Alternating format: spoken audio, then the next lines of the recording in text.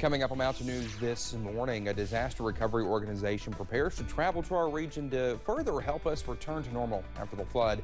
And the University of Kentucky breaks its enrollment record for the spring semester, making the campus slightly more crowded.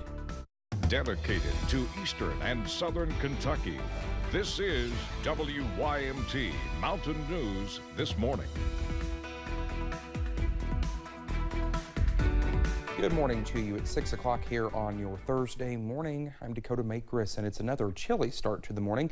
Let's head over to Brandon for a look at our forecast this morning. And Brandon, you know I've done this before. I parked my car up the street, and so last week I did it, and this morning I did it. I forgot where I parked my car. No, I was like, where are you going And with I this? thought, man, Brandon's going to come pick me up or something because someone's stolen it. I mean, they can have it. I don't really, whatever. But yeah, I was like, man, where's my car? And I remembered it's up the street.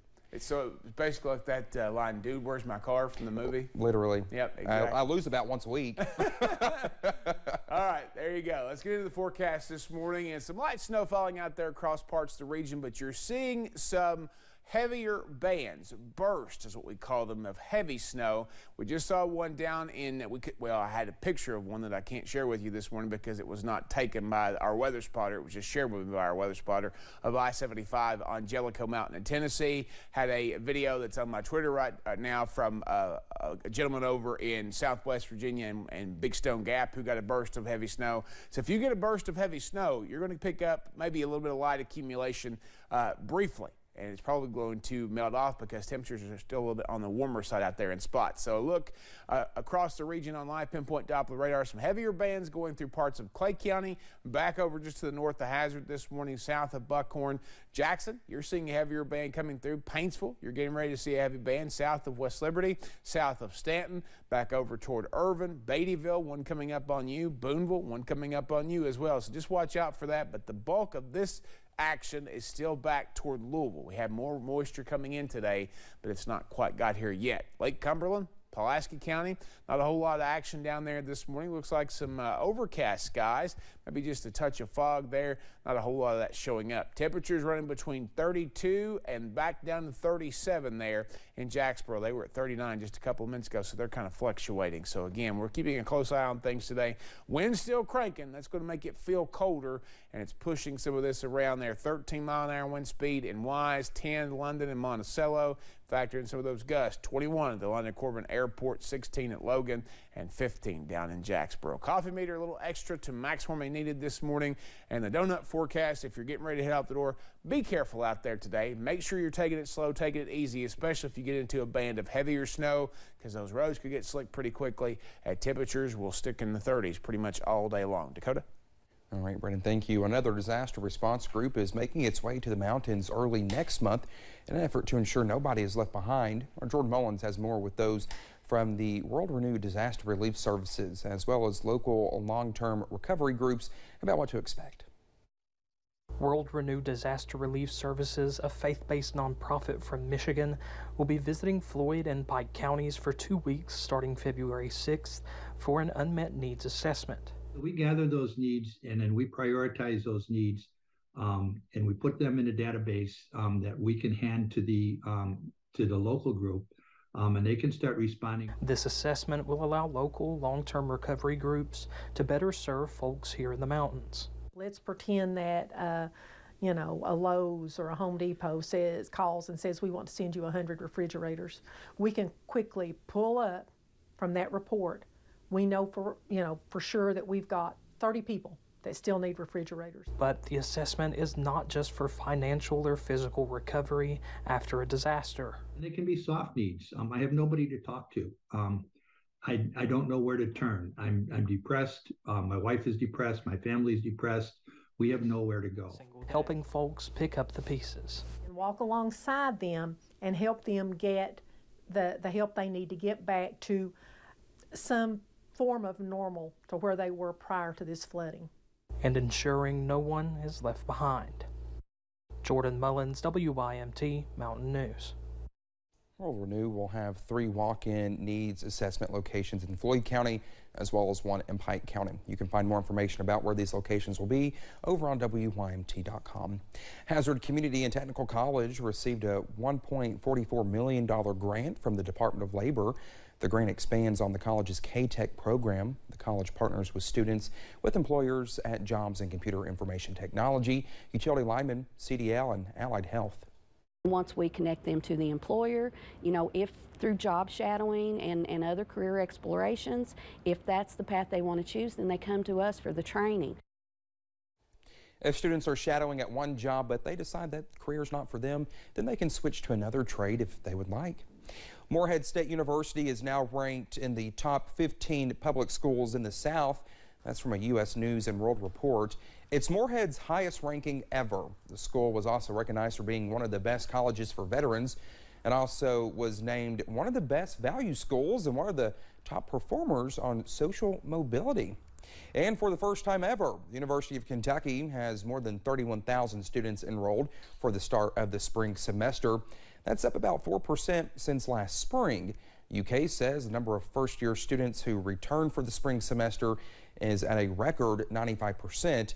UK President Eli Capilouto says the increase is, quote, speak to the outstanding quality and persistence of our students, end quote. And UK Athletics is warning fans of ticket scams. Well, they are encouraging fans to buy tickets for the Kansas game through authorized sources to avoid any issues. A capacity crowd is expected for Saturday's game against the 9th-ranked team in the country.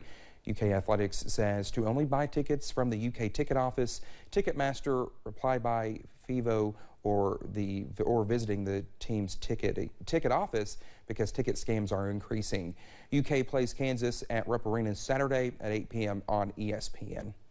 Yesterday, Kentucky Attorney General Daniel Cameron joined attorneys general from other states filing a brief to stop the Biden administration from allowing transgender girls to compete in girls' sports.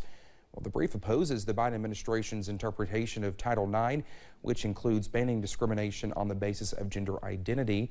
Last July, the same coalition of attorneys general challenged the guidance, and a federal district court halted its enforcement. The brief follows an appeal of the district court's ruling by the Biden administration. Cameron says he's trying to preserve the integrity of women's sports. It is National School Choice Week, and students and parents and educators came together to support the school choice policy here in Kentucky. Supporters of the movement met at the back steps of the Kentucky Capitol Tuesday morning. National School Choice Week is meant to inspire parents to look for K-12 schools available for their children. Throughout the week, events and activities will take place that are meant to shine a light on education options in their communities. One professor at Western Kentucky University spoke at the event. Now, many of my good friends in the education establishment are afraid to give families these kinds of options because they will worry that it will hurt public schools. But that simply has not been the case in states that have embraced educational choice. One of the speakers at the event also says that students with learning differences have fewer schools to choose from in Kentucky. A new Mason-Dixon poll shows a majority of Kentuckians have a positive opinion of the job of Governor Andy Beshear in the Commonwealth. The poll shows 61% of registered voters who were polled approved of the job the governor is doing while in office. 29% disapproved and 10% were unsure. The poll also had good news for Attorney General Daniel Cameron. He currently leads all GOP gubernatorial challengers with 39% support, with 13% supporting former UN Ambassador Kelly Craft, 8% backing Agriculture Commissioner Ryan Quarles, 5% backing Auditor Mike Harmon, and 7% backing other candidates, including 2% for Somerset Mayor Alan Keck.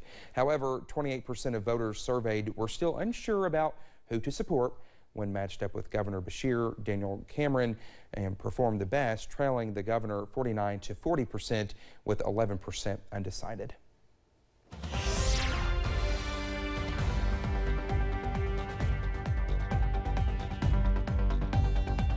6:09 here on this Thursday morning. First Alert Weather Day continues for bands of potentially heavy snow at times, but this morning just kind of skirting on through there. You're seeing some more blue trying to show up there, so Places like Hazard may get a heavy band, and then Jackson just up to the north, or even Buckhorn just up to the north, not see much of anything. That's not what's going on right now, but I'm just trying to give you a distance area there so you can kind of tell, oh, okay, I'm getting a heavier band of snow as the other parts of my county. Maybe, maybe not, but there is some more moving in from the west. So again, be careful out there this morning. If you hit a brief burst of heavy snow, visibility is going to go down. Roads could get slick a little bit in some spots, so watch those bridges and overpasses as you're traveling this morning. UVA-wise, haven't seen a whole lot of snow over there this morning. They are at 32 exactly, one of the coldest spots in the region this morning. Just up the road, Clintwood's at 33. Everybody else is basically 35, or let's say 34, about 37 out there this morning,